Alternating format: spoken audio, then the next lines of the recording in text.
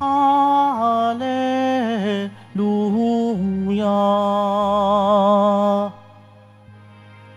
Hinirang tayo ni Kristo upang mamungang totoo bilang mabubuting tao.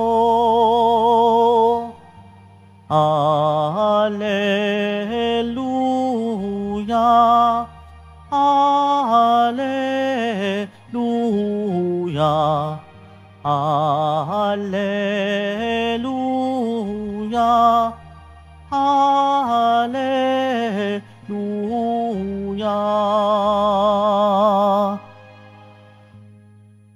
Sumainyo ang Panginoon. At sumaiyo rin. Ang pagpapahayag ng mabuting balita ng Panginoon ayon kay San Mateo. Papuri sa iyo, Panginoon.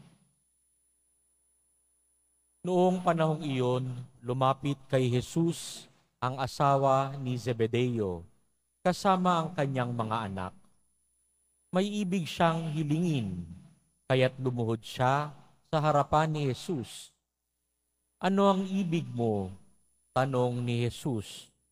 Sumagot siya, sana'y ipagkaloob ninyo sa dalawa kong anak na ito ang karapatan na makaupong katabi ninyo sa inyong kaharian, isa sa kanan at isa sa kaliwa. Hindi ninyo nalalaman ang inyong hinihingi, sabi ni Jesus sa kanila. Mababata ba ninyo ang hirap na babatain ko? Opo, tugon nila. Sinabi ni Jesus, ang hirap na babatahin ko ay babatahin nga ninyo. Ngunit wala sa akin ang pagpapasya kung sino ang mauupo sa aking kanan at sa aking kaliwa. Ang mga luklukang sinasabi ninyo'y para sa mga pinaghahandaan ng aking ama. Nang marinig ito ng 10 alagad, nagalit sila sa magkapatid, kaya't pinalapit sila ni Jesus at sinabi sa kanila, alam ninyo na ang mga pinuno ng mga hintil ay naghahari sa kanila at ang mga dinadakila ang siyang nasusunod.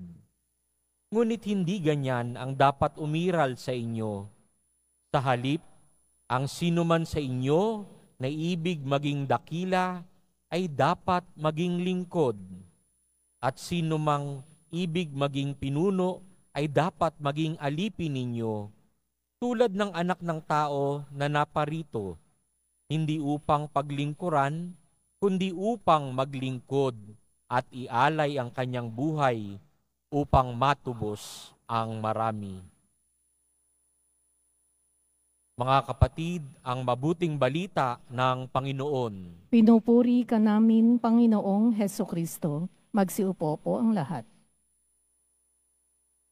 Kapag po tayo'y nakakita ng taong sikat o ating hinahangaan, gusto natin magpa-picture para meron tayong remembrance, no? At pag magpapa-picture, dahil meron na tayong cellphone, tatabihan pa natin. Gusto natin sa katabi tayo. Walang problema kung sa kanan o sa kaliwa. Pero kailangan meron tayong documentation. Kailangan ma-videohan natin o kaya makuhaan natin ng litrato para masabing minsan sa buhay natin, nakasalamuhan natin yung ating hinahangaan, yung gusto nating tao. Walang pagkakaiba yung mga tao ngayon sa tao noon. Dahil mas mahalaga yung makatabi ka dun sa iyong hinahangaan. Wala rin namang masama sa nanay ni Tiago at ni Juan, no? Na imungkahi yung lugar na iyon para sa anak niya. Siguro kung nandun din yung magulang ng mga ibang apostoles, ganun din, baka makipag-unahan pa sa magulang ni Tiago at ni Juan. Ganun din tayo siguro, no? Kung nandun din tayo nung panahon na yon at may magulang tayong kasama, bibida tayo ng magulang natin. Sino bang magulang ang hindi gustong mapabuti ang kanyang anak? No? Wala. Dahil mahal natin yung mga anak natin, gusto natin mas mabuti yung kahihinat na nila. Pero magkaiba, no? Iba yung takbo ng pag-iisip ng mga tao. Iba yung takbo ng pag-iisip ng Diyos. Para sa Diyos, tayong lahat ay mga anak niya. So, mahirap na meron lang isa sa kanan at isa sa kaliwa. Ang mahalaga sa Diyos ay magpakumbaba at maglingkod. Kaya nga nung hinikayat ni Jesus yung 10, hali kayo, kasi gusto magturo ni Jesus. Bukod sa 12 apostoles, ngayon, iniimbitahan din tayo. Hali kayo, matuto kayo sa puso ko. Matuto kayo sa puso ng poong Jesus Nazareno na pumunta sa lupa para magbata, para magpakahirap, para manilbihan, para sa ating kaligtasan. Hindi para kung sino tabihan, kung sino yung sikat, kung sino yung favorite na anak. Hindi. Para sa lahat, dahil para sa Diyos, anak tayong lahat. At nung mamamatay na si Jesus at sinabi niya sa mga apostol, "Go forth and proclaim the gospel throughout the world."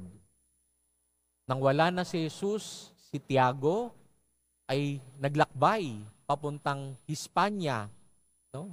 Hanggang sa mapunta siya sa Compostela. Doon, nagsumikap siyang ipahayag ang mabuting balita ng Panginoon. Nanilbihan siya dahil yun ang gusto ng Panginoon. Kung totoo tayong alagad ni Jesus, maninilbihan tayo sa ating kapwa. At ang sabi niya, whatever you do this to the least of your brethren, to the least, to the last, and to the lost, I am there. So pinagsisilbihan din natin siya. Sa paglalakbay ni Tiago, hindi rin may iwasan na nanghinaan siya ng loob. Kaya't nahirapan siya ipagpatuloy yung evangelization na ginagawa. Pero kahit nahirapan siya, nagpakita sa kanya ang mahal na birhen at in-encourage siya. Sige lang, gawin mo lang yung ginagawa mo. Dahil totoo, hindi naman nakita ni Tiago yung fruits ng kanyang labor, ng kanyang evangelization. Pero magpasa hanggang ngayon, maraming tao ang naglalakad sa Europa papunta sa Santiago de Compostela, kung saan naandoon ang labi ni Tiago, ni Santiago Apostol. Maraming na-convert si St. James. Hindi niya na lang nakita. Pero dahil nanilbihan siya, nakita yung simple ng buhay niya, nakitang naglingkod siya ng tapat. Yan ang fruit. No? Hanggang ngayon, may naglalakad. Maraming nagpipilgrimage mula sa iba't ibang lugar sa Europa, papunta sa Santiago de Compostela, kung saan yung katedral ni Apostol Santiago. Yan din ang inaaya sa atin ng ating misa ngayon, no? Manilbihan. Ngayon, kakatapos lang ng bagyo at marami po tayong kapatid na nasalanta. May pagkakataon po tayong manilbihan sa mga kapatid nating nangangailangan. Huwag po tayong magpikit mata, atin pong extend yung ating mga kamay at tumulong kahit maliit na bagay dahil kapatid natin sila. At sa pagtulong natin ito, alam natin at tiyak natin na pinagsisilbihan din natin ang Diyos. Amen.